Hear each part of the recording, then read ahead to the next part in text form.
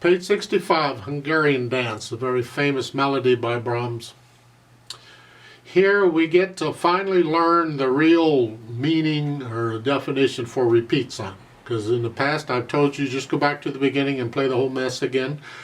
Now I get to adjust it on this one. I'm going to go through this piece and I'll get to the repeat sign a little later. It's part of the routine of learning a piece of music, but I don't worry about it up front too much. I look it over, it's 4 lines long. It's actually twice as long because of the repeat signs, but there's only 4 lines of music to learn. Treble and bass clef, 4/4 time signature. I see a bunch of quarter notes and half notes. Think we can handle all that, I hope. And there's accents and slurs and staccatos and things going on. Let's take it one hand at a time and make sure we know what each hand is doing. The right hand starts here, thumb, and you just get 1 note for the first 2 lines. And then in measure 7, the 3rd line, half note. 1, 2, 3, 4, 1, 2, 3, 4. And then 2 measures later you get a C. Oh boy. Left hand, well, let's start with thumb here. That puts you in this C position. And it's 1, 2, 3, 4, 1, 2, 3, 4. Okay, so much for that. Let's go down to measure 7. 1, 2, 3, 4, 1, 2, 3, 4. Rest. Put the hands together. So we're in C position, and it's okay.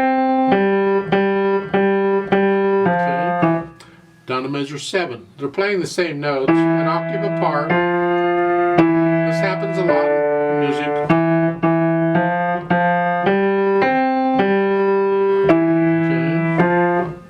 You put the hands together and then go get rid of any hesitations anywhere. Again, how fast you go isn't important, but no hesitations. Then I think about the articulation. Well, we have an accent at the beginning, a slur. So I'm connecting this and this, but that is a slur, or a staccato. Boom, boom, boom.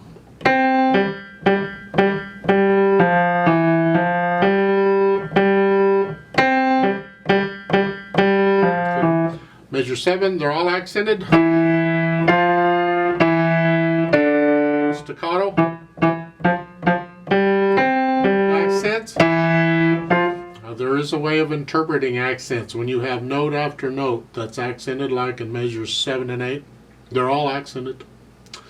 And that is, you can separate those notes just a hair. In other words, don't connect them. It helps to sort of bring out the accent. Just loud. That's interpretation.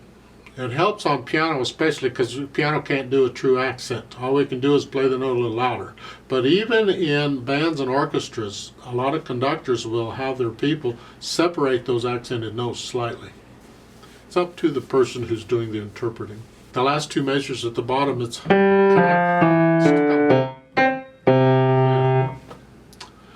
once I have the articulation sort of under control, I think about the dynamics. At the beginning you have an F-P. We've had these before. The first time you play it loud, F is forte, and the second time you play it soft, F-P is piano. There's a repeat sign at the end of the second line. That sends you back to the beginning to play all that again. So you play it loud and then you play it soft. On measure 7, you play it loud, period. Now, let's talk these repeat signs. It's the roadmap. Where do we go when? Because we don't always go from top to bottom. The da capo, we did that to DC al fine, that changed that. Repeat sign to do too.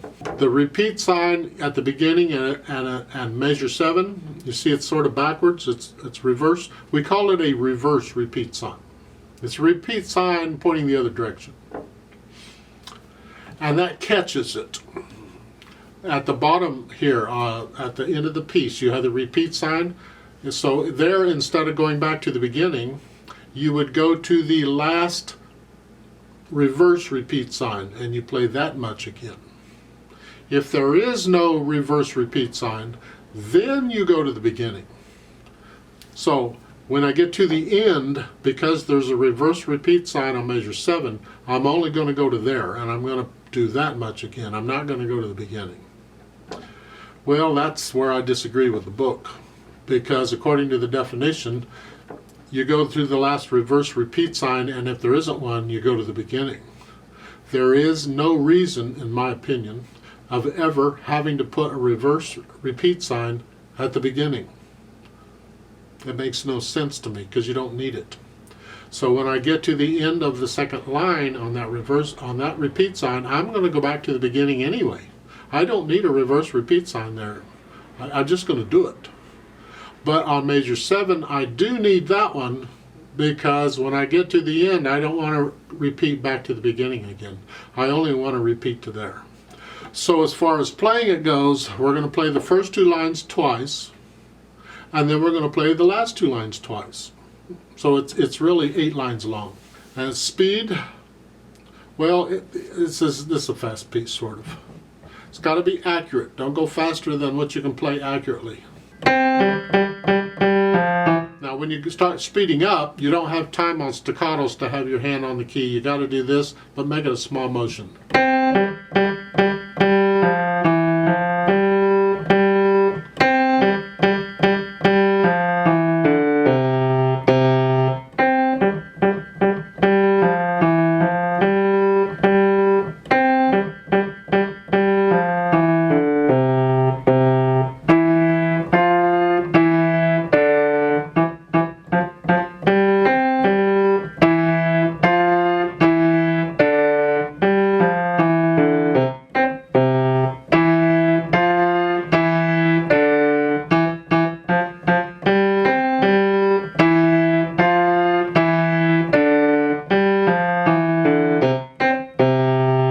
Please don't copy me. There's different ways of playing this. You go to a different speed. You can adjust the dynamics if you want to.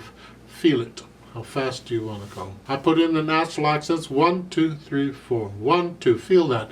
They give you an accent at the beginning, so you have to do it. But here, 1, 2, 1, 2. I can exaggerate so you can hear them better, but you just want to feel these natural accents at the first beat of each measure. 1, 2, 3, 4. 1, 2. It's part of interpreting music. Let's play it very slowly together and check the notes and the rhythms. I'm not going to do the dynamics. I don't do louds and softs. I'll do the accents, but that's it. And I'll do the staccatos and slurs, and we do the repeat signs. So I'll give us 4 counts. 1, 2, ready, go. 4.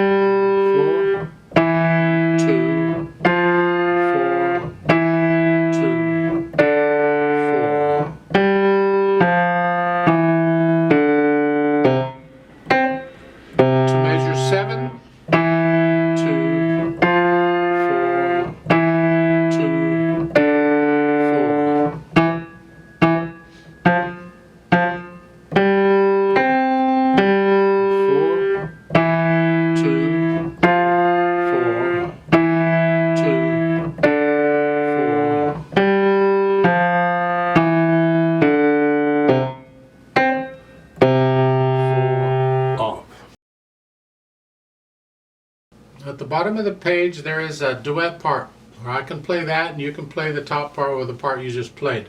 But I want to speed it up quite a bit. Now to make it work, I need you to go up an octave on the piano again. So just pretend the middle C goes up and is here instead. So instead of here, you're going to be up here.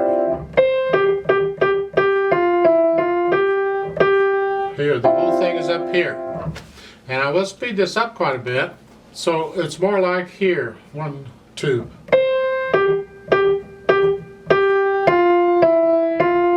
About that that speed, so make sure you can play at that speed, and then we'll play it together. So I'll give us 4 counts.